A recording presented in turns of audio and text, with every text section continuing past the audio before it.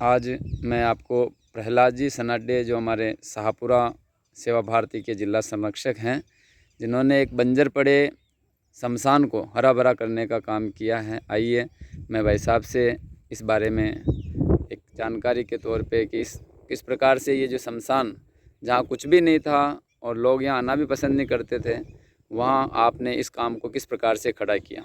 प्रहलाद जी भाई साहब। 2013 में मैंने इधर से ये जो नई बस्ती बसी है शहर के बाहर आस करके, ये इधर शमशान नहीं था, तो इधर एक लाश को दूर जाते हुए देखा पुलिया गेट की तरफ। तो मेरे मन में विचार आया कि नहीं, इधर कोई ये लोगों की तकलीफ़ दूर करनी चाहिए।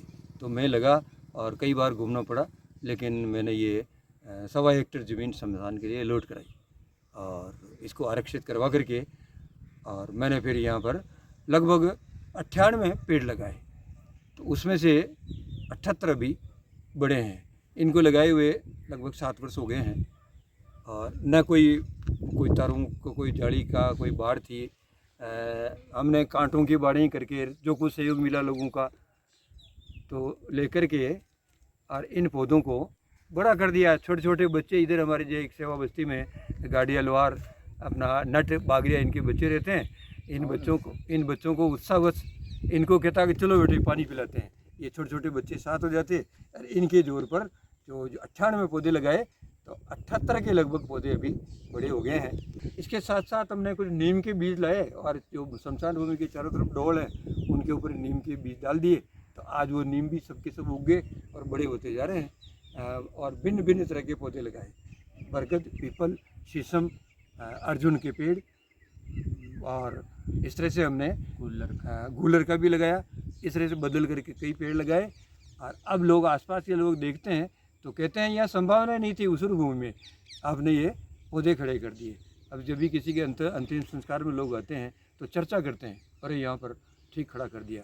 और हमने बिना किसी बजट के, बिना किसी तारबंदी के हमने ये पौधे खड़े कर दिए। और आज मेरी इच्छा थी कि कार्यकर्ता आए और यहाँ देखे।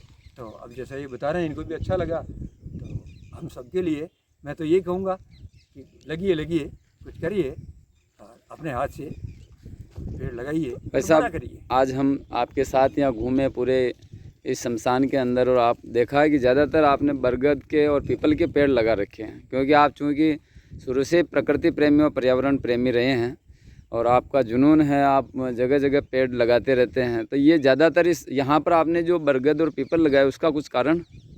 इसका कारण यही है कि एक बरगद लगाना एक गांव बसाने के बराबर पुण्य मिलता है। लगभग हज़ारों पक्षी वहाँ घोंसला बनाते हैं। मैंने ऐसा दृश्य देखा है। मैं बचपन में, मैं छोटे से गांव का रहने वाला हूँ। हम जब आते थे पढ़ने शाहपुरा तो हमारे एक बारेट बाजी थे, वो कहते छोरा पानी पिलाओ और पानी पिलाओ, पौधों को पानी पिलाओ। आज वो पेड़ बड़े बड़े बरगद हो गए हैं, उन पर देखता हूँ तो हज़ारों पक्षियों के घोंसले हैं। उसको देख करके मुझे लगा कितना अच्छा काम हो गया।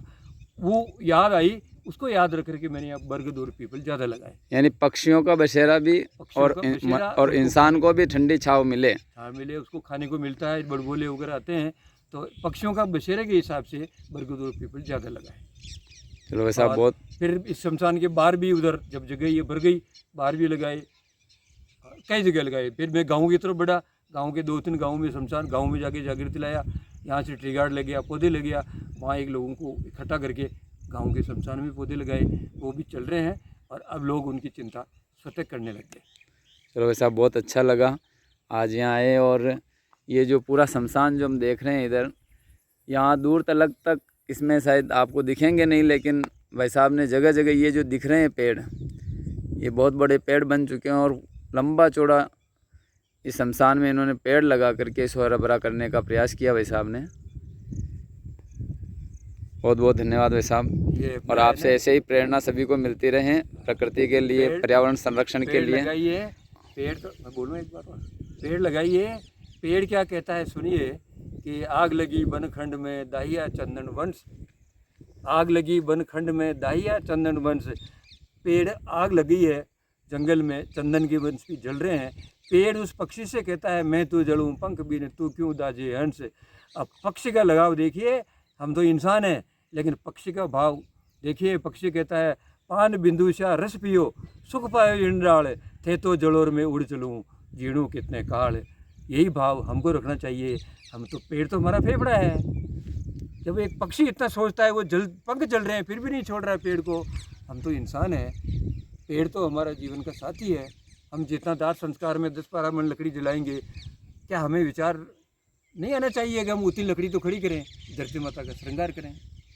यही धरती माता की ओढ़नी है और यही धरती माता की एक अच्छी भक्ति है। लगभग 7-8 वर्षों से आप यहाँ पेड़ लगा रहे हैं। 7-8 वर्षों से यहाँ पेड़ लगा। जी साहब, बहुत बहुत धन्यवाद। दूसरा एक क्षेत्र चुन लिया है जी, वहाँ लगाए।